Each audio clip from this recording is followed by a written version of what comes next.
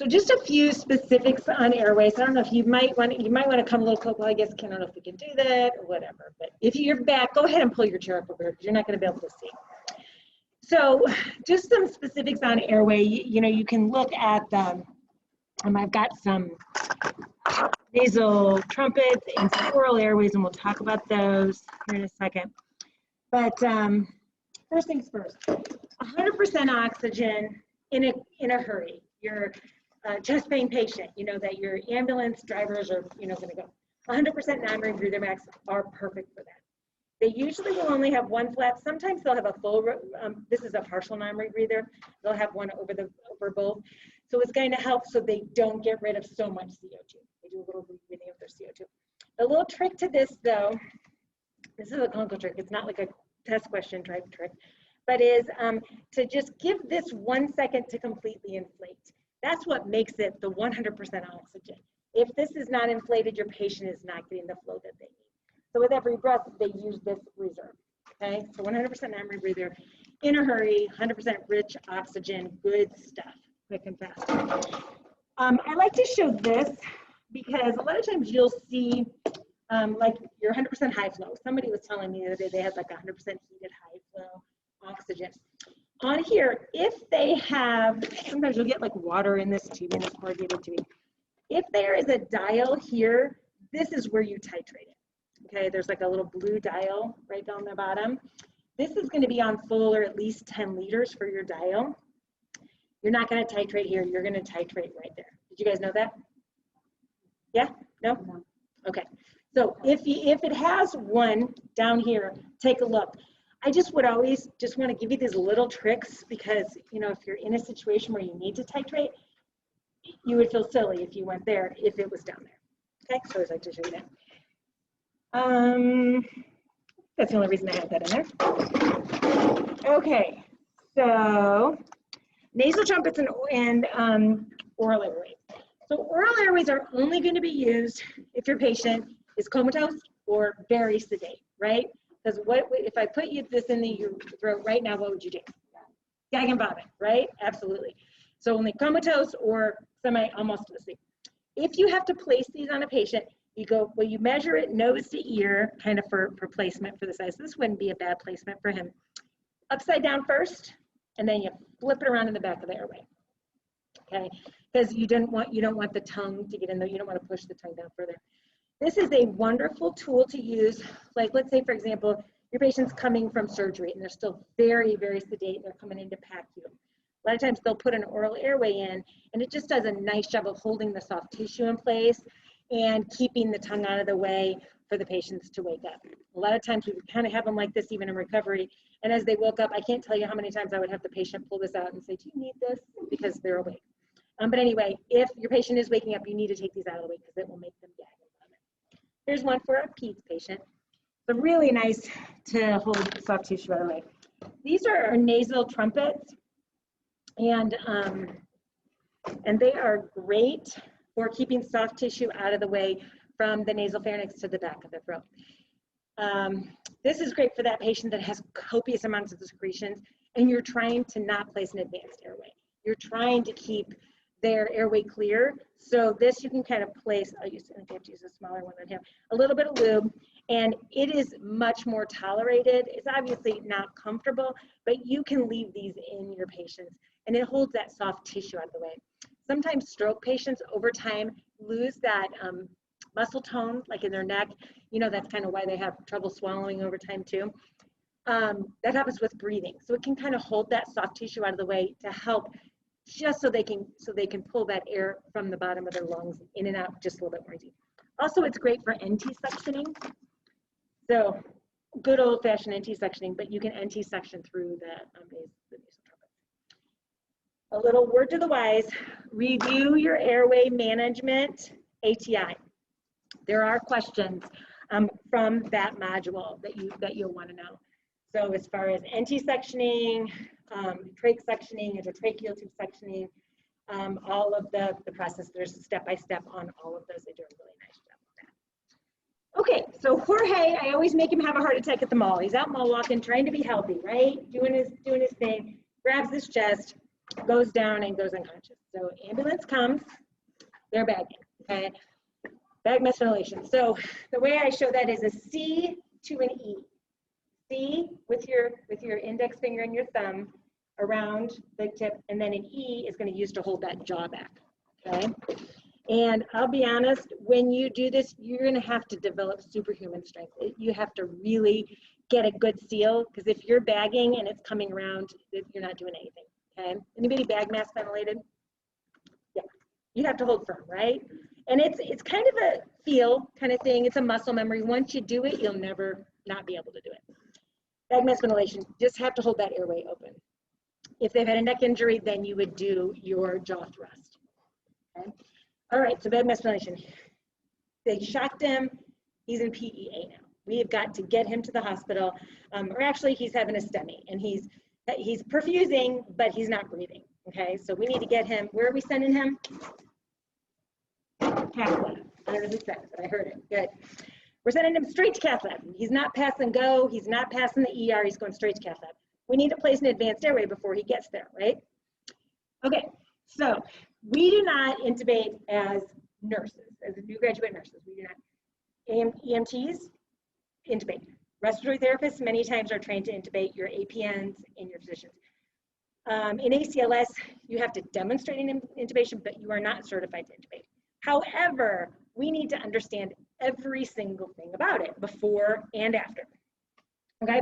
So, ambu bag, you need this to begin with. This is an endotracheal tube. These do not all come together, but I'll show them to you together.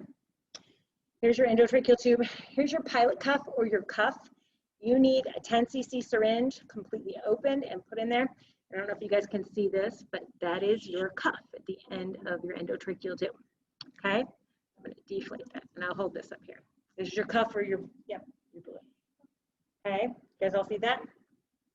Okay, so this is a size, probably a 4 or something. This is pretty small.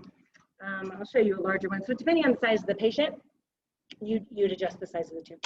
This is a stylet, and you want to get this separate and put this right in there and have this ready. A little bit of lube, dab a little lube, and literally you'll just stick it right back in here, just like this, for the person to intubate, have it ready, okay? Now, there are 2 types of blades and handles. This is my blade and this is my handle. But what you want to do is find out what kind they prefer. There's one's a blade, one's a Macintosh, one's a, I don't know, I can't remember the names, but straight and curved. So there's batteries in your handle, and it clicks together like that, and you check your light and make sure that your light. It was working, wasn't it? Okay, so it's working. Right. Okay, so it's working. So the person intubating, so you want to have suction, right? Because we always know you're in that airway, you need a clear airway, so you're going to have suction ready, full blast, endotracheal tube. So I'm going to just make like I know what I'm doing here and just whip it right in. I know what I'm doing. If I had to intubate one of you, I could do it. All right, I would do it like this. You don't want to hit teeth, so you're opening that airway. It's all lubed up. I'm sliding it in, and I need to go through the vocal cords. So pull the stylet out, pull the blade handle out. First thing we're going to need to do is inflate that cuff. So that cuff is inflated inside the trachea. I'm going to put some tape on here, but before we're doing that, we need to make sure it's not in the esophagus, okay? So what are some ways to do that? Lung sounds, make sure, yep, put your stethoscope in. Your stethoscope should already be on their chest, okay? So, what happens if you only hear lung sounds on the right side? Went too far, you need to pull it back a little bit, yep. We'll be getting a chest x-ray at some point, but that's a possibility. I hear lung sounds, this is good. My pulse ox, it's doing okay too, right? So I'm thinking, oh, we're good, okay? Another couple ways to do it, and I'm not seeing the stomach inflate. That's a really good thing, because I've seen stomachs inflate, and that's, you're like, oh, we're not in, I'm sure we're not in. A little old trick, which I think is a little antiquated now. This used to be fancy, but it's not, we use CO2 monitors now, straight to the monitor. But this is a CO2 detector. It's yellow.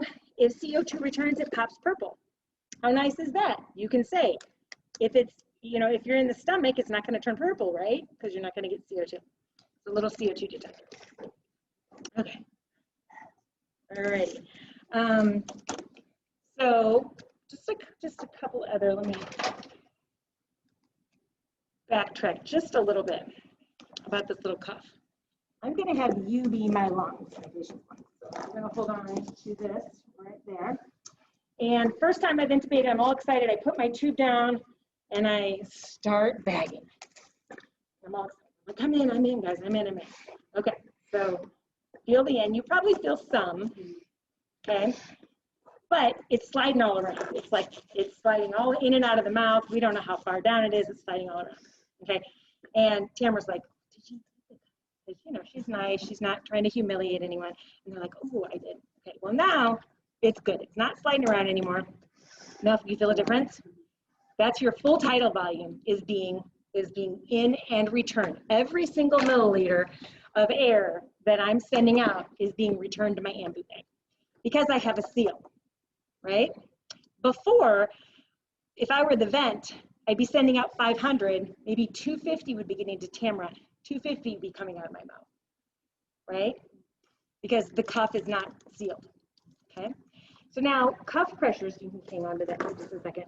Cuff pressures are very important, and there are exam questions on cuff pressures because it's extremely important for you to know. Cuff pressures, you want it to be between, was it 20 and 30 centimeters of water? Yep, 20 and 30 centimeters of water. So this is a little cuffulator, okay? Right now, I'm sure I'm overinflated. Right now, I am at 90, I'm at 80, no, I'm at 60, okay? 20 to 30 is what it should be. And right now I'm at 55. What is the danger of not checking that pressure and leaving that like that? Leaving the cuff pressure at 55 or 60. That's high.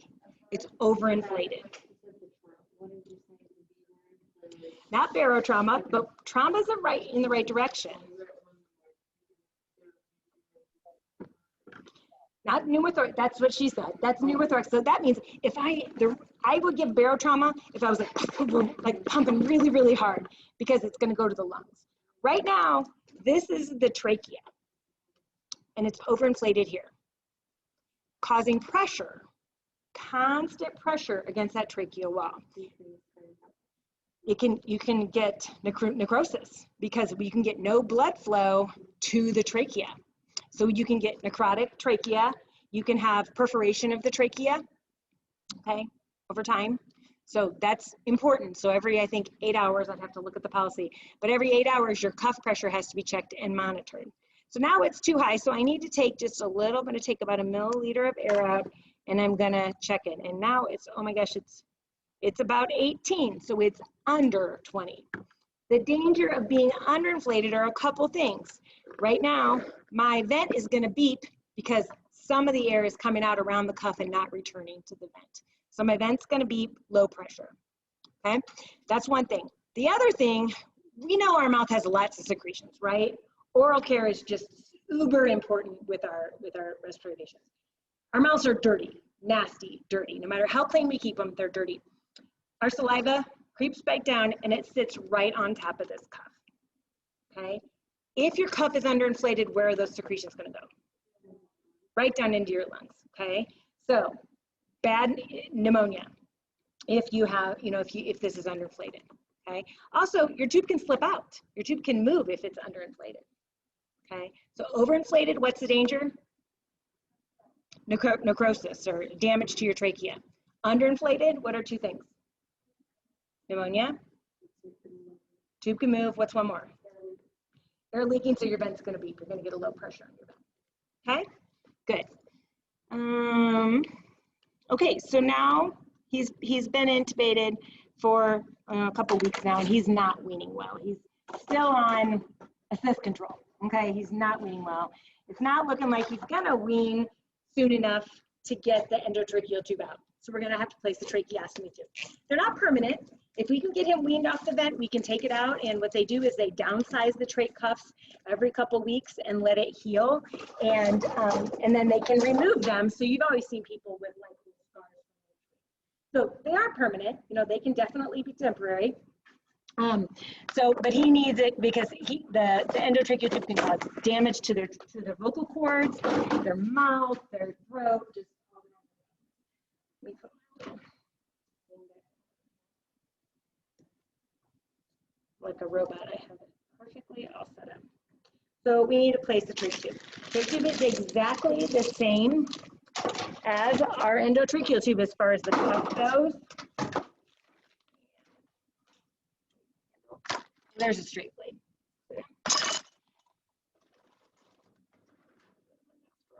Okay, so here is our tracheostomy. So, I don't know if you guys can see this. So your trach plates, this is your face plate. These are your trach ties around the neck, and your trach, and then this is your inner cannula that is inside the trach. It lines the trach on the inside. There is a cuff right there down in the trachea, just the same as your endotracheal tube, and then your pilot balloon that you would put air in there. Let me find my little syringe here. Show you a couple things as far as inner cannulas go. I'm not going to go through the whole trach dressing change. I will show you inline suctioning because that's something to just see and understand. But ATI does a really nice job of going through all the step-by-steps on the trachs and all that stuff. So you can inflate here. Okay, so with your trach ties, you want to have 1 to 2 fingers here to keep that nice and secure. We're going to hit this a little bit more when I'm going to hit the highlights of lung cancer, because after lung cancer, if you have a patient with a full laryngectomy, there's absolutely no communication to your patient's lungs except through the trach tube. If they've had a partial laryngectomy, they still do have communication. But a full laryngectomy, you have to be so careful because this is your only airway. Okay, so 1 to 2 fingers. If you're going to change this, especially for the first time, you want to have 2 nurses there. You're going to basically put a new one on before you take the old one off. Okay, so these are either called twill ties or trach ties. Now we have Velcro straps that are really nice. You can just pop them in and out. But these are holding your trach in place. Sometimes they will be sutured.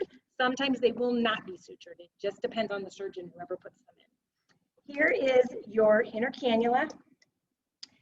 This is a disposable one, and I'll be honest, I've only worked with disposable inner cannulas, but someone with a long-term trach would have reusables. So you could take them out and you'd wash them with water peroxide and rinse them, you know, per protocol.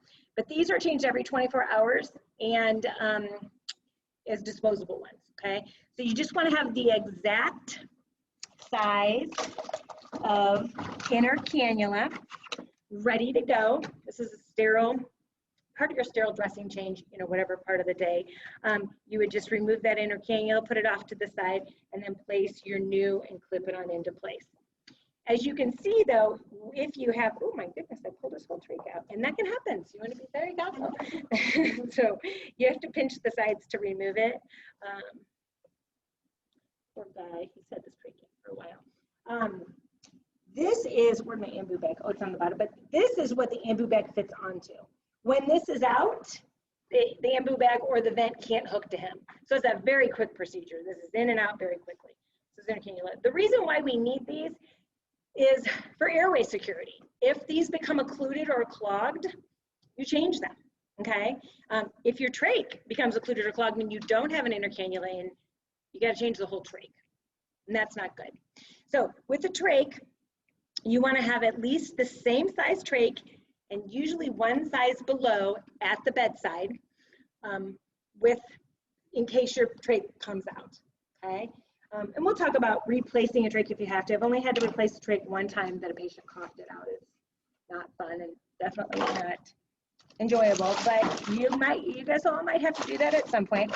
I need to find my, oh, here's my obturator. So here, he has a 4.0 Shiley, so this is what I would have at my bedside. I would at least have another brand new one at the bedside in case it came out. The thing I wanted to show you about that's in the brand new one, when they place it, or if you have to replace it, there's something called an obturator. And it's kind of like the Stylet with the endotracheal tube, but the obturator is used, and it makes a nice, smooth, round end to the trach.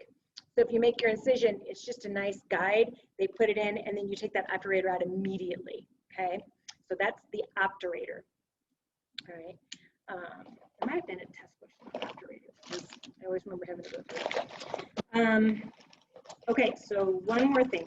If your patient is weaning really well, and we're just about to take this off, he's not even on, he's down off of pressure support, he's just on 100% high flow, he's just on 50% oxygen, he is doing all the breathing on his own, and maybe they've downsized his trach a little bit and they're ready to take it out. They can use what's called a Passy mirror valve to check to see if their vocal cords are functioning. Now, the danger, or that they're wonderful, because, you know, a lot of times it's kind of cool. It's the first time patients' families have heard their voice in a really long time.